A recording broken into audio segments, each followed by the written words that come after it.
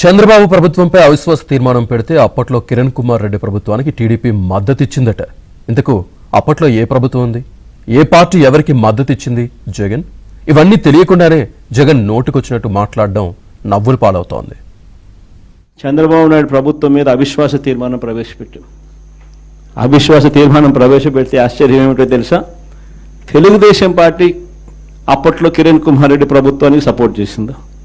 294 స్థానాలకు 148 ఎమ్మెల్యేల స్థానాలు హాఫ్వే మార్క్ అయితే అప్పట్లో చంద్రబాబు నాయుడు సపోర్ట్ చేయడం వల్ల కాంగ్రెస్ పార్టీ బయటపడింది. అవిశ్వాస తీర్మానం ప్రవేశపెడితే ఆశ్చర్యం ఏమిటో తెలుసా? తెలుగుదేశం పార్టీ అప్పట్లో కిరణ్ కుమార్ రెడ్డి ప్రభుత్వానికి సపోర్ట్ చేసింది. 294 స్థానాలకు 148 ఎమ్మెల్యేల స్థానాలు హాఫ్వే మార్క్ అయితే అప్పట్లో చంద్రబాబు నాయుడు సపోర్ట్ చేయడం వల్ల కాంగ్రెస్ పార్టీ